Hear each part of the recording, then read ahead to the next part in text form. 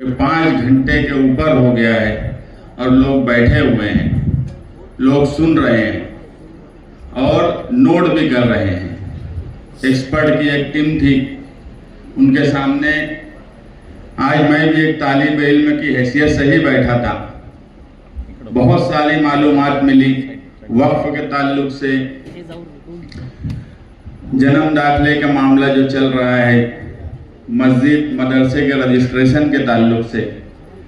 इस तरह की मालूमात की ज़रूरत क्यों थी?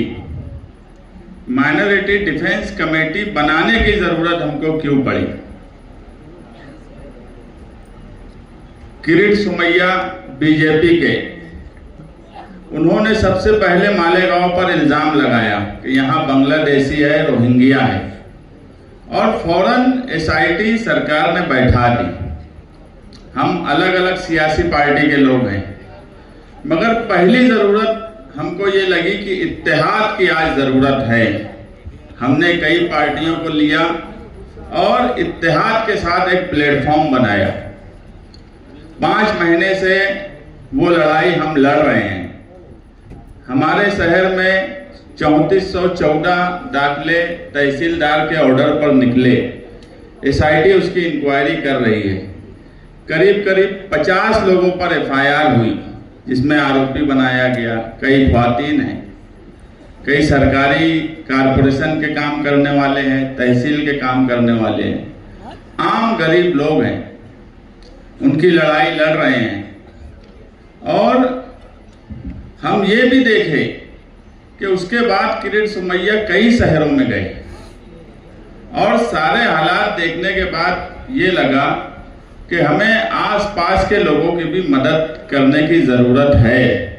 कानूनी तौर पर ताकत देने की ज़रूरत है, क्योंकि जब कुछ आफत आती है और जिस हिसाब से सरकार काम कर रही है, कहीं ना कहीं हमारी कौम में मायूसी नज़र आने लगती है।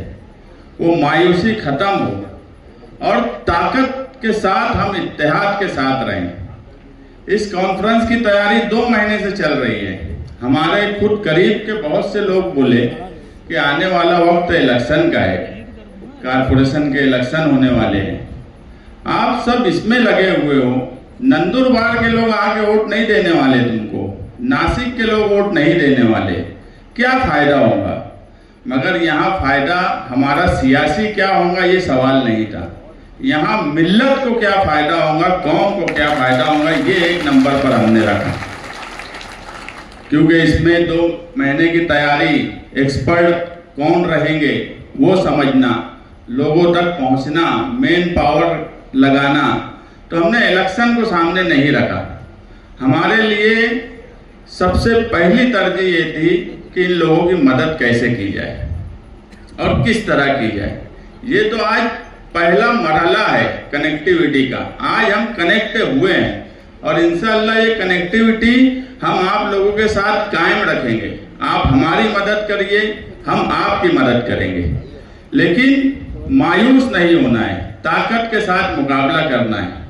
आज ही मैं एक बयान पढ़ा चीफ जस्टिस ऑफ इंडिया का, कि उन्होंने इटली में ये कहा कि हिंदुस्तान की सरकारें खुद जज है, खुद जुडिशियरी है और खुद ही जल्लाद का काम कर रही हैं। बिल्कुल सच बात है, मगर सिर्फ मुसलमानों के लिए। ये तीनों चीजें, सरकार खुद जज बनी हुई है, सरकार ही जुडिशियरी का भी काम कर रही है और सरकार ही सजा भी देना चाहती है। यही मुसलमानों के साथ आज हो रहा है। जस्टिस BR गवई का ये बयान, और इससे पहले नवंबर में जस्टिस BR गवई का एक ऑर्डर सुप्रीम कोर्ट का। बुलडोजर की सियासत या बुलडोजर जब किसी के मकान पर चलता है, कई दरगाह पर चलता है, मस्जिद की खबर आती है तो दर्द होता है। वो नागपुर में भी चलता है तो दर्द होता है, और दर्द के साथ मायूसी भी होती है कि क्या हो रहा है। किसी को किसी भी मामले में आरोपी बना देना, उसके बाद उसके घर पर बुलडोजर चला देना, ये घर बनाना और घर जो है इंसान का सब कुछ है। उसको तोड़ देना, पूरा खानदान, पूरा परिवार सड़क पर आ जाए, ऐसे हालात पैदा कर देना। जब जस्टिस B.R. गवई ने जजमेंट दिया तो जजमेंट का पहला शेर उनका था कि अपना घर हो, अपना आंगन हो। इस ख्वाब में हर कोई जीता है, इंसान के दिल की ये चाहत कि एक घर का सपना कभी ना छूटे। उसके बाद उन्होंने 95 पेज का पूरा जजमेंट दिया।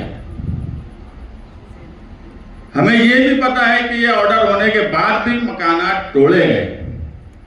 हम आपसे कानून भी ये है कि अगर किसी के मकान, दरगाह, मस्जिद का कोई मसला है तो उसको due to process of law ही किया जा सकता है। तुम 1 दिन या 2 दिन की नोटिस पे उसका मकान नहीं तोड़ सकते, कम से कम 15 दिन की नोटिस उसको देना पड़ेगी ताकि वो अपने कागजात या उसके जो भी मामला है वो ला कर दे सके। अगर ऐसा कोई भी मसला आता है आपके शहर में या आसपास महाराष्ट्र में कहीं भी, अगर वो हमसे राब्ता करेंगे तो इंशाअल्लाह हम उनकी कानूनी मदद करने की पूरी कोशिश करेंगे। हमने मालेगांव शहर में एक किला झोपड़पट्टी थी, सरकार ने पूरी ताकत लगा दी थी कि उस झोपड़पट्टी को किसी भी सूरत में तोड़ना है। हमने कानून का सहारा लिया और पूरी झोपड़पट्टी को बचाया, स्टे लिया। 2 जुलाई तक स्टे है, 2 जुलाई को उसमें आर्ग्यूमेंट होगा, जो भी होगा, मगर लड़ाई लड़ रहे हैं, खामोश नहीं बैठ गए, मायूस नहीं हुए। बहुत ताकत से सरकार के लोग और प्रशासन उस झोपड़पट्टी को तोड़ना चाहता था, मगर हमने कोशिश की उसको बचाने की और आगे भी कोशिश करते रहेंगे। क्योंकि मैं जो बोला कि सरकार खुद, जो चीफ जस्टिस ऑफ इंडिया का बोलना है कि सरकार खुद जल्लाद का काम कर रही है, खुद सजा देने का काम कर रही है, तो ये बात मुसलमानों के ऊपर ही लागू होती है, बाकी किसी के साथ सरकार ऐसा काम नहीं करती। इसलिए आज हमें इत्तेहाद के साथ मिलकर इन सब मसाइल का कानूनी तौर पर हल निकालने की जरूरत है। जहां आपको आसिफ शेख साहब, मैं या माइनॉरिटी डिफेंस कमेटी के तमाम ही जिम्मेदारान की जहां जरूरत पड़ेगी हम आपके साथ खड़े रहेंगे। हाई कोर्ट जाने की बात होगी, वहां तक भी सुप्रीम कोर्ट की जाने की बात होगी, वहां तक भी हम आपकी मदद करने की भरपूर कोशिश करेंगे। आप मायूस कतई ना हो। जुडिशियरी आज भी ऐसा नहीं है, कभी कभी ये लगता है कि अदालतें नाराजगी तो बताती हैं, मगर जिस सख्ती से फैसला करना चाहिए, जिस तरह सख्ती करना चाहिए, वैसी सख्ती नहीं करती, ऐसा भी लगता है। मगर मायूस होने की जरूरत नहीं है। आज भी अदालतों में ऐसे जजेस, ऐसे बेंच हैं जो ईमानदारी से कॉन्स्टिट्यूशन और कानून के हिसाब से ही काम करते हैं। हमें सिर्फ कानूनी समझ चाहिए, सही लाइन चाहिए काम करने की, और इंशाअल्लाह वो लाइन हम आपको देंगे। हमारे यहाँ ऐसा हुआ कि 5 महीनों से, यानी मैं दे रहा हूं एक आदमी की, कि सरकार किस तरह से तकलीफ मालेगांव शहर को दे रही है। अगर ये माइनॉरिटी डिफेंस कमेटी नहीं होती तो आज मैं गारंटी से बोलता हूं कि मालेगांव शहर के कई 100 लोग जेल में होते।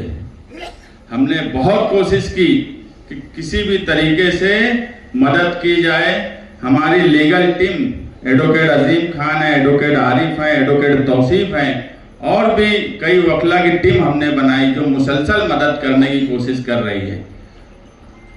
एक मामला मालेगांव शहर में ऐसा हुआ कि 3314 तहसीलदार से आदेश आए, उसमें किरीट सोमैया जी आए और तहसील ऑफिस से 1044 आदेश बोल दिए गए कि ये साइन ही तहसीलदार की नहीं है, सिक्का ही तहसीलदार का नहीं है। उस पर प्रेशर बनाकर एक FIR दाखिल कर दी। हमने ही कोशिश की कि आम लोगों को उसमें परेशानी ना हो। एक doctor Nasir Hussain Chaudhary, MBBS doctor, Malegaon ग्रामीण में 2020 से 2022 तक काम किए। उन्होंने 2 जन्म दाखिले उनके बच्चों के आदेश पर बनाए। उनको वो नागपुर में उनका ट्रांसफर हुआ। वहां से एक अच्छे डॉक्टर और एक अच्छे इंसान का कैरेक्टर सर्टिफिकेट भी मिला। उनके एक बच्चे का 4 जुलाई 2024 को 1139 जावक क्रमांक तहसीलदार बोलता है कि ये हमारा है। 4 जुलाई 2024 का जावक क्रमांक 1140 तहसीलदार बोलता है कि इस पे हमारी साइन, ये बोगस बना है। वो डॉक्टर यूपी चले गए हैं, शिफ्ट हो गए।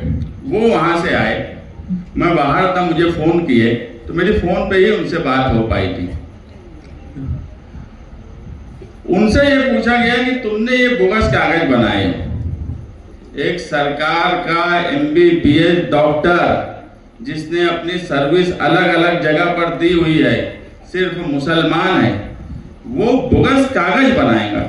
ऐसा मुमकिन है? एक बच्चे का उसी तारीख को बोलते हो कि सही है, दूसरे बच्चों को बोलते हो गलत है। तुम्हारा तहसीलदार चोर है, उसकी गलती की सजा तुम दूसरे को दे रहे हो।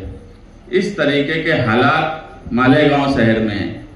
माइनॉरिटी डिफेंस कमेटी पूरी कोशिश कर रही है कि हर तरीके से उनको कानूनी तौर पर मदद करें। आगे हम भी 22 तारीख के प्रोग्राम में थे। अब अगर हमें जमहूरी एहतजाज करने की जरूरत पड़ेगी तो अब हम जमहूरी एहतजाज की तरफ भी जाएंगे। आप अलग अलग हिस्से से सब लोग आए हैं। बहुत से लोगों ने कहा आने वाला वक्त पूरे महाराष्ट्र में इलेक्शन का है। ये कोई इलेक्शन के सवाल पर बात नहीं है। आप किसी के भी साथ रहिए, लेकिन आप एक बात का ध्यान रखिए कि सारी कार्रवाई, वो प्रांत ऑफिस हो, पुलिस हो, आखिरी में बुनियादी तौर पर कारपोरेशन, जिला परिषद, म्युनिसिपैलिटी से ही नोटिसें आती हैं।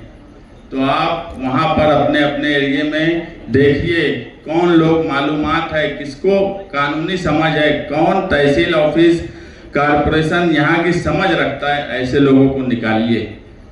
आपको तकलीफ भी सियासी ताकत के बलबूते पे दी जा रही है, तो आपको भी सियासी ताकत अपने अपने गांव में, अपने अपने शहर में बनाने की जरूरत है। ऐसे लोगों को लाने की जरूरत है जिन्हें कुछ समझता है। मैं आए हुए तमाम ही मेहमानान का शुक्रिया अदा करता हूं और माइनॉरिटी डिफेंस कमेटी की तरफ से आपसे वादा करते हैं कि ये पहला मरहला है। इंशाअल्लाह ये कनेक्शन हम आपके साथ कायम रखेंगे। आपकी किसी भी मुसीबत में, किसी भी तकलीफ में आप कतई मायूस ना होइए। आप हमसे राब्ता करिए, हम आपके लिए हर तरीके से मदद करने की कोशिश करेंगे। शुक्रिया।